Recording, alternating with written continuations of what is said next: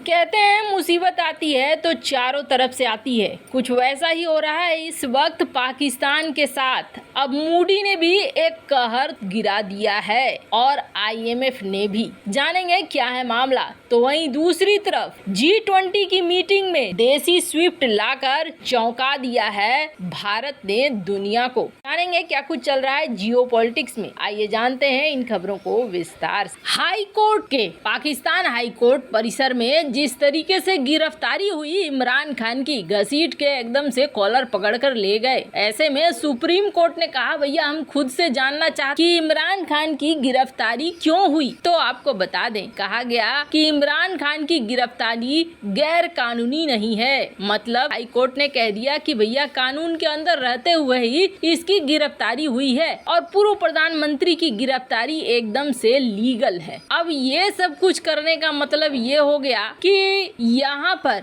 बवाल अभी और कटेगा, बवाल अभी और बढ़ेगा। इमरान खान जल्दी रिहा होने वाला नहीं है और जैसे जैसे समय बीतेगा वैसे वैसे प्रदर्शन, तोड़ फोड़, संपत्ति को आग लगाने का कार्यक्रम भी और ज्यादा बढ़ेगा। गुस्से में पूरा का पूरा देश इस वक्त पाकिस्तान का जल रहा है और ऐसे में समझ लीजिए कि एक जो उम्मीद थी ना, वो उम्मीद भी खत्म हो गई है। आईएमएफ समीक्षा करने वाला था पाकिस्तान की स्थिति का और पैसे देने वाला था, लेकिन अब ऐसा लग रहा है कि पाकिस्तान और आईएमएफ के बीच की बातचीत फेल हो गई है और पाकिस्तान में महंगाई 75% और भी ज्यादा बढ़ने वाली है। वर्ल्ड बैंक ने भी पाकिस्तान को कर्ज की अगली किस्त देने से इनकार कर दिया है। वर्ल्ड बैंक से पाकिस्तान को $450 मिलियन का लोन मिलने वाला था, लेकिन वर्ल्ड बैंक ने कर्ज की इस किस्त को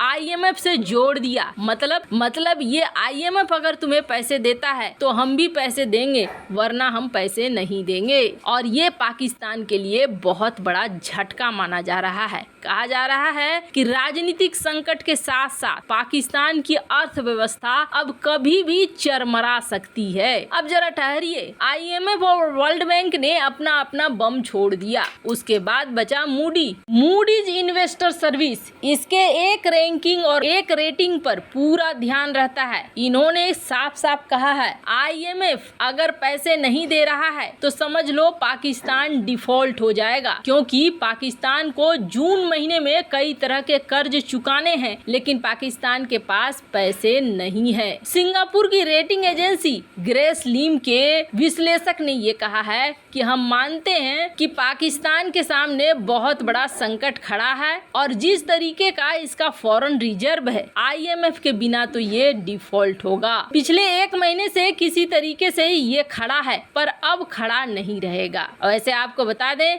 शहबाज शरीफ सरकार और इमरान खान के बीच जो अब लड़ाई शुरू हुई है, इस लड़ाई ने पूरा का पूरा माहौल खराब कर दिया है और माना जा रहा है कि अब तो लोन कभी भी नहीं मिलेगा। जून आने में ज्यादा वक्त नहीं है, 30 दिन का वक्त है। यहाँ दिवालिया भी करेगा पाकिस्तान और पूरी तरीके से गृह युद्ध की स्थिति भी बनेगी, क्योंकि ये कर्ज चुकाना उसके लिए एकदम से नामुमकिन है। जहाँ एक तरफ ये सब कुछ हो रहा है तो वहीं दूसरी तरफ भारत ने ना दुनिया को एकदम से चौंका दिया है। इस G20 की मीटिंग में भारत ऐसी चीजें कर रहा है जो एक तो भारत को मौका मिला है कि दुनिया को अपनी क्षमता दिखलाना, वहीं भारत इस मौके को किसी भी तरीके से हाथ से जाने नहीं दे रहा है। हमने देखा भारत ने पहली मीटिंग से पहले ही जैसे लोग आने शुरू हुए G20 देशों के, तो भारत ने अपने यूपीआई पेमेंट सिस्टम को इनेबल किया उन लोगों के लिए जो बाहर से आ रहे थे। उन्होंने भारत के सिस्टम को समझा, भारत की डिजिटल बैंकिंग को समझा और ये भारत के यूपीआई को अंतर्राष्ट्रीय स्तर पर ले जाने के लिए एक बहुत बड़ा कदम था। दूसरी बड़ी चीज हमने देखी कि G20 के मीटिंग में वन ग्रिड को लेकर बात हुई, यानी भारत अपना एक ओपेक बनाना चाहता है। ये चीज भी भारत ने साफ कर दिया और आपको बता दें इसमें भारत को कई देशों का साथ भी मिल गया। वन वर्ल्ड वन ग्रिड यानी दुनिया के सारे हिस्सों को जोड़ कर रखना ताकि ऊर्जा हर दिशा से मिलते रहे। इसका साधारण मतलब समझिए, कहीं पे दिन होता है, कहीं पे रात होती है। जब सारा दुनिया एक ग्रिड से जुड़ा रहेगा और सोलर एनर्जी का इस्तेमाल होगा यानी कि सूरज की ऊर्जा का इस्तेमाल होगा, तो जहाँ रात होगा वहाँ दिन वाले तरफ से ऊर्जा का सप्लाई होगा और जहाँ अंधेरा होगा वहाँ उजाला वाला सिस्टम काम करेगा। कहने का अर्थ है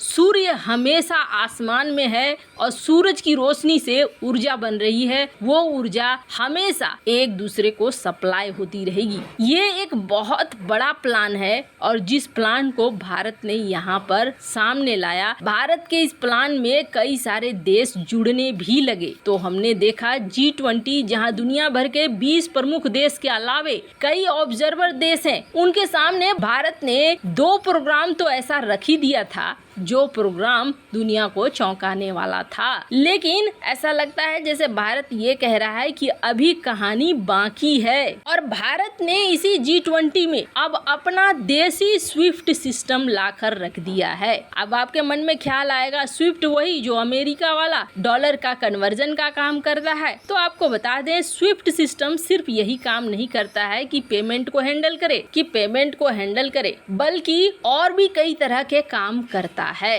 भारत एक सिस्टम ला रहा है, इस सिस्टम के जरिए भारत पूरे के पूरे व्यापार को पेपरलेस बनाना चाह रहा है, डिजिटल बनाना चाह रहा है, ताकि हर तरह की इंफॉर्मेशन दूसरे देशों के पास भी हो। जैसे होता क्या है, अभी हम लोग सप्लाई करते हैं बासमती के चावल पर, मान लो आप की छूट दी गई है, तो क्या करते हैं एक्सपोर्टर, आगे बासमती की चावल रख दी और पीछे नॉर्मल चावल रख दिया, छूट इस्तेमाल कर लिया और यहाँ से एक्सपोर्ट कर दिया। वही जब जाकर कहीं दूसरे देश में उतरा तो वहाँ नॉर्मल चावल के रेट पर बिक गया आराम से, इन्हें कोई तरह की दिक्कत नहीं हुई, सरकार को नुकसान हो गया। भारत चाहता है एक ऐसा सिस्टम जहां सारा कुछ पेपरलेस हो, डिजिटल हो और सामने वाले देश को भी पता हो कि भारत की तरफ से बासमती चावल गया है और उनके पास नॉर्मल चावल पहुंचा है कि बासमती पहुंचा है। कहने का अर्थ है एक्सपोर्टर भी किसी तरह की कोई बदमाशी नहीं कर पाएंगे और इंफॉर्मेशन भी एकदम से क्लियर होगा। अब भारत इस तरीके का सिस्टम ला रहा है। मन में ख्याल आएगा अच्छा भारत ने तो अभी सिर्फ कहा ही होगा ना, ऐसा कुछ बना तो नहीं है। तो आपको बता दें भारत ने कथित तौर पर इसे बना भी लिया है और इसका अप्रूवल भी ले लिया है। ऐसी चीजें ऐसा नहीं है कि आराम से हो जाती हैं। इंटरनेशनल ट्रेड लॉ और इलेक्ट्रॉनिक ट्रांसफरेबल रिकॉर्ड, इन सारी चीजों के लिए जो नियम बने हैं ये उस पर पूरी तरीके से आधारित है और कहा जा रहा है कि यूके को भी इसका सपोर्ट है। अब देखना ये होगा कि भारत के इस सिस्टम को कितने देश अपनाते हैं। अगर ये सब कुछ सफल रहा तो समझिए कि बाद में पेमेंट वाला सिस्टम भी इसमें बहुत इजीली, बहुत आराम से जुड़ जाएगा। वैसे आपको क्या लगता है G20 का सही उपयोग भारत कर रहा है या नहीं? कमेंट कर अपनी राय जरूर बताएं। जल्द मिलते हैं अगले वीडियो में नई खबर के साथ।